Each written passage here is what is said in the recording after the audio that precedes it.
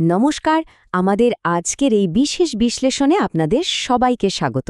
আমাদের কাজ যদি আপনাদের ভালো লাগে তাহলে কিন্তু অবশ্যই লাইক করবেন, কমেন্টে আপনাদের মতামত জানাবেন আর সাবস্ক্রাইব করতে একদম ভুলবেন না।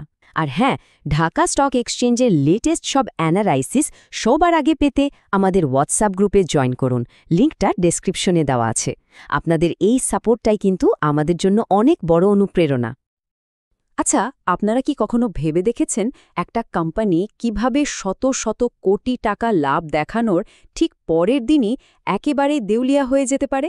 মানে কাগজে কলমে বিশাল মুনাফা, কিন্তু বাস্তবে কোম্পানির ক্যাশ বাক্স একদম ফাঁকা। এই অবিশ্বাস্য ব্যাপারটা আসলে ঘটে কি করে? চলুন আজ অ্যাকাউন্টিংয়ের সেই রহস্যময় দিকটাতেই একটু ডুব দেওয়া যাক। চলুন একটা বাস্তবধর্মী পরিস্থিতি কল্পনা করা যাক, যা হয়তো ঢাকা স্টক এক্সচেঞ্জের অনেক কোম্পানির ক্ষেত্রেই ঘটে থাকতে পারে। ধরুন একটা কোম্পানি তাদের বাৎসরিক রিপোর্টে দেখালো যে তারা এই বছর 400 কোটি টাকা আয় করেছে। বাহ! প্রথম দেখায় তো মনে হবে কি দারুণ সফল একটা ব্যবসা, তাই না? কিন্তু পর্দার আড়ালের আসল ছবিটা যদি দেখেন তাহলে চমকে যাবেন।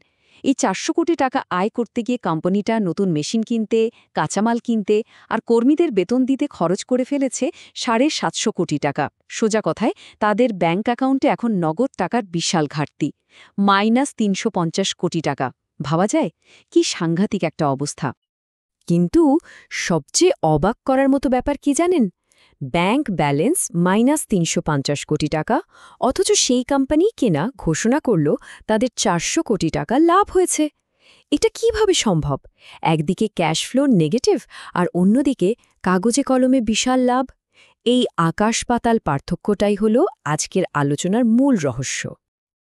এই 400 কোটি টাকার লাভ ঘোষণের পরই কিন্তু আসল খেলাটা শুরু হয়। মানে কোম্পানিটা একটা ফাঁদে পা দিয়ে ফেলে। চলুন দেখি এরপর ঠিক কি ঘটে। যেই না লাভের ঘোষণা হলো, সঙ্গে সঙ্গে 3 দিক থেকে টাকার দাবি চলে আসলো। কর্মীরা এসে বলল, আমাদের বোনাস কই?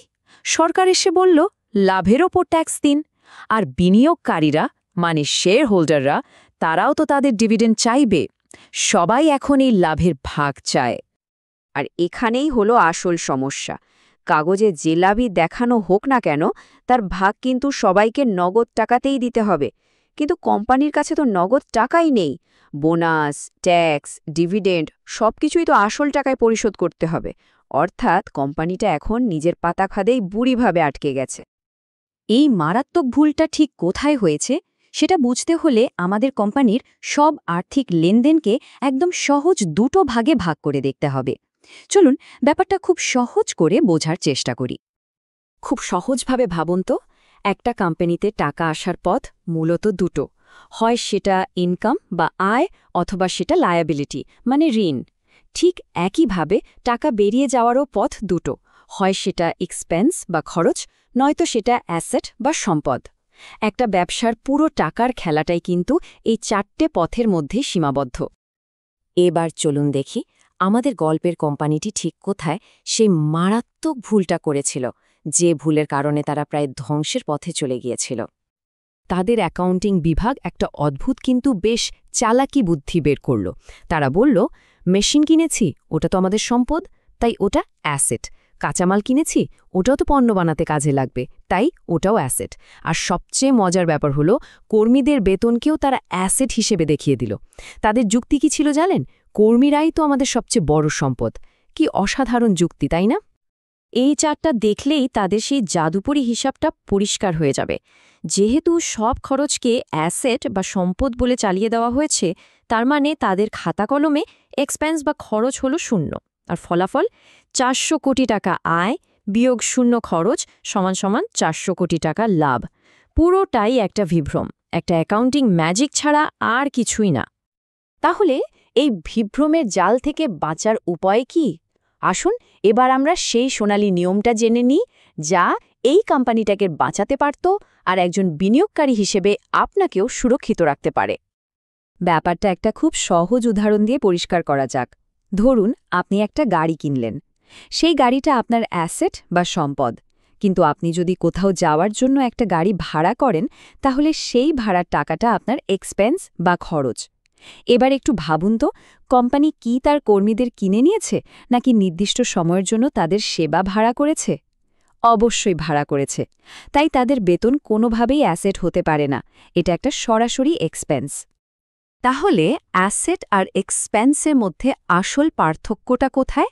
জিনিসপত্রে নয়, পার্থক্যটা হলো সময়। একদম সহজ কথায়, যে টাকাটা আপনি খরচ করেছেন এবং চলতি বছরেই সেটা আয় থেকে উসুল করতে চান, সেটাই হলো এক্সপেন্স। আর যে খরচের সুবিধা আপনি আগামী কয়েক বছর ধরে পাবেন এবং সেটার দামও কয়েক বছরে ভাগ করে উসুল করবেন, সেটাই হলো অ্যাসেট। তাহলে সঠিক চিত্রটা কেমন হওয়া উচিত? দেখুন, মেশিন বা কাঁচামালের মতো জিনিস যা অনেক দিন ধরে ব্যবসার কাজে লাগবে, সেগুলো অবশ্যই অ্যাসেট। এগুলোর লাভের ওপর তাৎক্ষণিক কোনো প্রভাব ফেলে না। কিন্তু কর্মীদের বেতন যা প্রতি মাসে দিতে হচ্ছে, সেটা একটা সরাসরি এক্সপেন্স।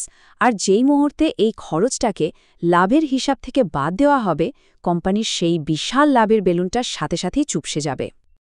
আর এখানেই ডেপ্রিসিয়েশন বা অবচয়ের ধারণাটা চলে আসে। প্রতিটি অ্যাসেটই আসলে ভবিষ্যতের জন্য জমিয়ে রাখা একটা খরচ। ধরুন ১০০ টাকার একটা মেশিন কেনা হলো, যা ৫ বছর চলবে। কেনার সময় এটা অ্যাসেট, কিন্তু প্রতি বছর এর মূল্য থেকে ২০ টাকা করে এক্সপেন্স হিসাবে দেখানো হবে। তার মানে একটা অ্যাসেট আসলে ধীরে ধীরে সময়ের সাথে সাথে এক্সপেন্সে পরিণত হয়। এই ওয়্যারহাউস বা গুদামের উপমাটা কিন্তু অসাধারণ। একটা কোম্পানির ব্যালেন্স শিটকে ঠিক এরকম একটা গুদাম হিসাবে ভাবতে পারেন। সব বড় বড় খরচ মানে অ্যাসেটগুলো প্রথমে এই গুদামে জমা রাখা হয়, তারপর প্রতি বছর প্রয়োজন অনুযায়ী সেখান থেকে একটু একটু করে খরচ বের করে লাভ ক্ষতির হিসাবে পাঠানো হয়।